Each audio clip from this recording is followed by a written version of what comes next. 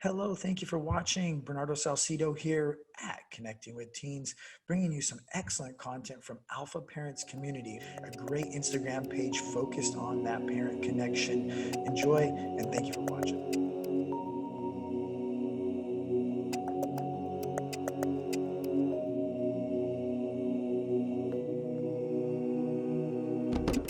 Hello, Jamie. How are you doing today?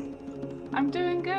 It's Saturday, so get some time off before we head right back into the school week. You have Alpha Parents Community that you run and organize. Why don't you tell us a little bit about that?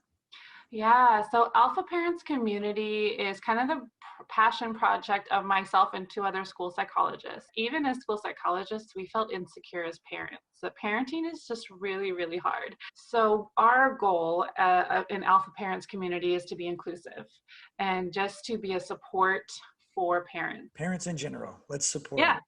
Yeah, just support them. And so being school psychologists, of course, we are focused on evidence-based child development. And Well, so, that's one of the things that caught my eye of your page, like mhm, frequently communicating throughout the day with your teen, mhm, with your student to kind of mhm. engage them. I'd love to hear some more strategies on how you would suggest parents do that.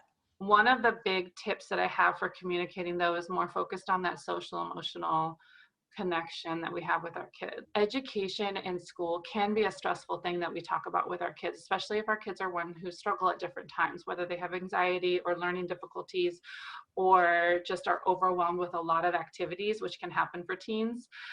It can be a stressful thing to talk about. And one of my biggest tips is to find the time. Every day have some sort of like ritual or routine where you're holding space to listen and connect. I really, really encourage that it's not a time for problem solving or a time for, trying to fix anything or to judge anything or to even overly empathize, because I do think that we want to empathize, but sometimes I think we empathize in a way that kind of reinforces negative mindsets. So, oh yeah, well, I was never good at math anyway. I wasn't good at math either. Not every kid is good at school. Yeah, those are the kinds of things that we feel like we are connecting with our kids and identifying with what they're going through, but they don't promote a growth mindset.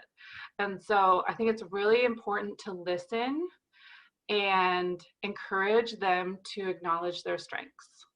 So what worked for you in that moment that really helped you, or just to explore and be curious about what their experience was. Wow, how did that make you feel?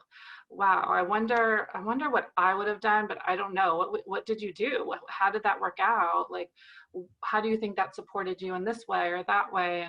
And really just allowing the child to self-reflect on their day, I think can With make a you huge providing difference. some guiding questions, sounds like you're listening, but then Absolutely. you're kind of guiding them on that path of self-reflection. Yeah, one of my favorite words is being curious.